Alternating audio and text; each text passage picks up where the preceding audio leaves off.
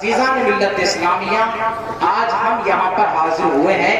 آج اس جنیٹک کی سرزمین پر اگر ہم آئے ہیں تو 11ویں شریف کے تعلق سے ہم 11ویں منانے آئے ہیں۔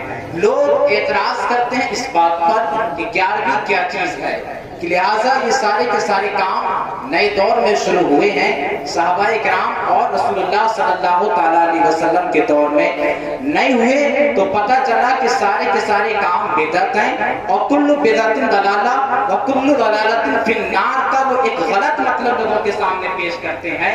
کہتے ہیں ہر بدعت گمراہی ہے اور ہر گمراہی جہنم میں لے جانے والا عمل ہے۔ عزیزان ملت اسلامیہ، وہیں پر الزامی جواب دیا جاتا ہے، اگر تم صرف اس بنا پر اور اس قاعدے کی بنا پر اگر 11ویں کو حرام کہتے ہو تو اے جاہل ملاؤ، اے جاہل اس بات کا جواب دینا ہوگا۔ اگر تم یہ کہتے ہو کہ رسول اللہ کے دور میں 11ویں نہیں ہوئی تھی، صحابہ کے دور میں 11ویں نہیں ہوئی تھی، تو 11ویں پر فتویٰ بعد میں لگانا، اور مفت کے مفتیوں پہلے فتویٰ اپنے مدرسے پر لگانا۔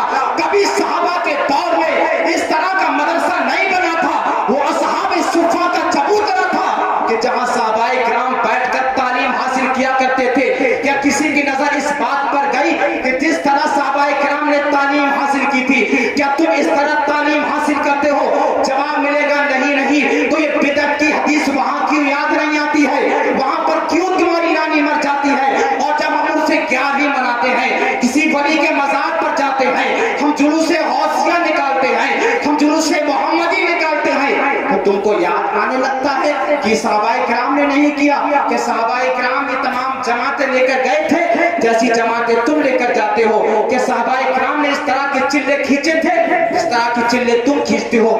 جواب یقیناً منفی پہلو میں ہی ملتا ہے کہ نہیں ایسا نہیں ہوا تھا۔ تو جب وہاں پر یہ حرام نہیں ہو سکتا تو یاد رکھیے 11ویں بھی حرام نہیں ہو سکتی۔ آپ کیا ہے 11ویں شریف؟ علماء کرام فرماتے ہیں 11ویں حضور سیدنا غوث اعظم رضی اللہ تعالیٰ عنہ کے وصال کا دن ہے، یہ علماء نے لکھا ہے۔ آخر ہم عرس 11ویں مناتے ہیں کہ سرکار غوث اعظم کا ہم عرس مناتے ہیں، سبحان اللہ۔ اور یہ عرس ہم مناتے آئے ہیں، مناتے رہیں گے، اور جب تک ہماری جان میں جان ہے جب تک ہم مناتے رہیں گے، کوئی ہم کو روک نہیں سکتا۔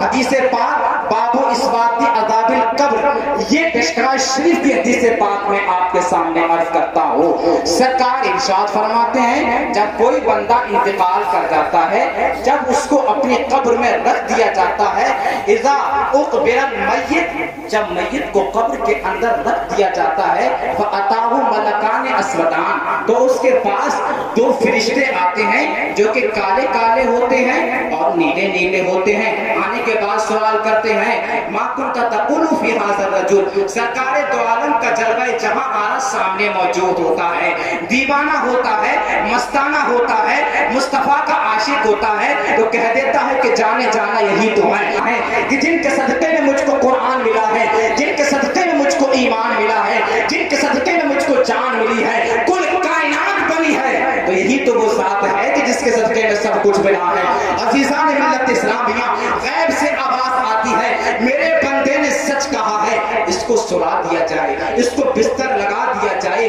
اور فرشتے اس سے کہتے ہیں نم کا نومت العروس، جس طرح دلہن سو جاتی ہے اس دلہن کی طرح تو سو جا۔